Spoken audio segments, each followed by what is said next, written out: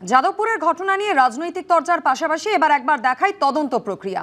যাদবপুর ক্যাম্পাসে তাণ্ডবের ঘটনার পর 6 দিন পেরিয়ে গিয়েছে, কিন্তু এখনো পর্যন্ত কাউকে গ্রেফতার বা আটক করা হয়নি। আপনাদের মনে থাকবে যাদবপুরের বুধবারের ঘটনা, তার 37 ঘন্টা পর বিশ্ববিদ্যালয় কর্তৃপক্ষ অভিযোগ দায়ের করেছিল। আর সেই অভিযোগ দায়েরের 3 দিন পর গতকাল অবশেষে যাদবপুর ক্যাম্পাসে যায় পুলিশ। বিশ্ববিদ্যালয়ে গিয়ে ঘটনাস্থল দেখা হয়েছে, খতিয়ে দেখা হয়েছে সিসি ক্যামেরার অবস্থান, চাওয়া হয়েছে হামলার ফুটেজ, জানিয়েছে পুলিশ।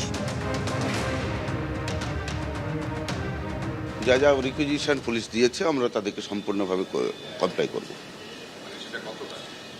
আমাকে দেখতে হবে টোটালটা, মানে অনেকগুলো ফুটেজগুলো ওনারা বলেছেন। প্রাথমিকভাবে যেটা দেখেছি আমি এক ঝলকে, যে ফুটেজগুলো ওনারা চেয়েছেন, ফলে ফুটেজগুলো আমরা যতটুকু আছে সবটা মিলিয়ে দেবো।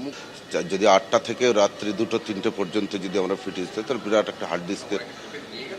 না না না না, ওরা চিহ্নিত করছেন, ওনারা কাজ চলছে, এটা অন প্রসেসে চলছে। দেখি বিষয়টা তো আমি দেখিনি এখনো, আমি দেখি না বিষয়ে আর মাননীয় মুখ্যমন্ত্রীর উপরে কথা বলা সমীচীন হবে না। যদি দেখা যায় তাহলে সেই অনুযায়ী ব্যবস্থা নিশ্চয়ই নেওয়া হবে যথাযথ বিশ্ববিদ্যালয়ে। যেরকম আইনে আমাদের রুলস রেগুলেশনে আছে, যদি দেশবিরোধী কিছু থাকে কোথাও, সেই অনুযায়ী ব্যবস্থা নেওয়া হবে।